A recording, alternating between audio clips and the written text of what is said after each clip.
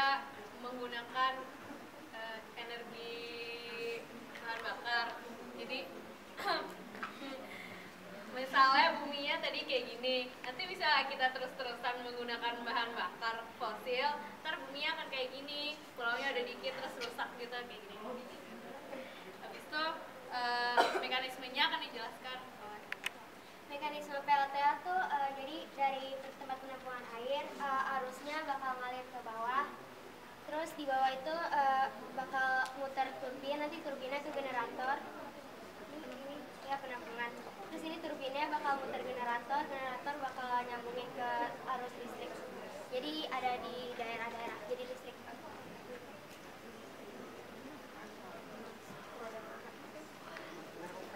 Untuk keuntungan dari PLTA adalah umurnya bisa panjang, kayak 50 tahun sampai 100 tahun.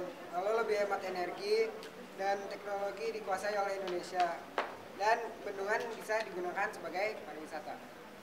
Terus kontranya PLTA itu mengganggu keseimbangan ekosistem. Contohnya misalnya lagi dibangun PLTA di suatu ekosistem danau atau sungai itu, nanti makhluk hidupnya bisa terancam.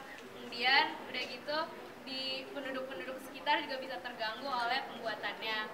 Terus memakan biaya dan waktu yang banyak, sehingga butuh beberapa tahun untuk menyelesaikan satu PLTA. Kemudian kerusakan terhadap bendungan itu dapat merugikan suatu daerah. Itu resikonya bisa besar sekali, soalnya misalnya satu bendungan itu pecah, nanti penduduk sekitar dapat terkena banjir dan arus dari bendungan itu.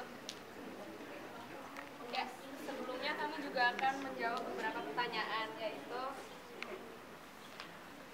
apakah penggunaan tenaga air sesuai untuk digunakan di Indonesia? Menurut kami, PLTA sesuai dengan Indonesia karena teknologinya sudah dikuasai oleh orang Indonesia dan juga lebih hemat.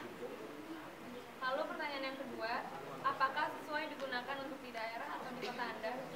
Menurut kami, tidak cocok menggunakan PLTA di kota Jakarta karena berisiko banjir dan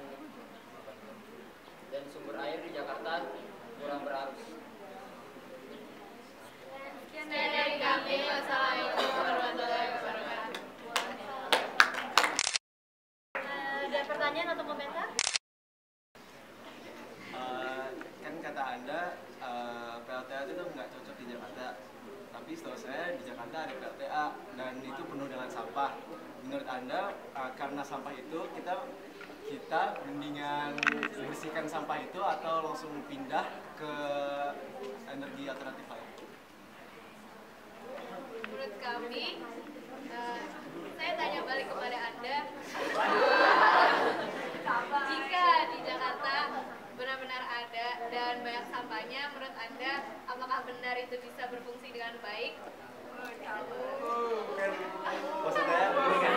Maksud saya mendingan kita mengeluarkan uang untuk membersihkan tersebut atau langsung pindah ke alternatif lain?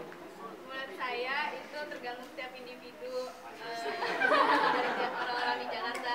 Jadi misalnya kita tidak mengubah diri, mungkin itu tidak akan berhasil. Aku jawab dulu. Kalau di sini tahu di Jakarta ada sungai? Sungai apa? Kira-kira itu bisa, kalau menurut kelompok Anda, apakah bisa untuk PLTA? Tidak.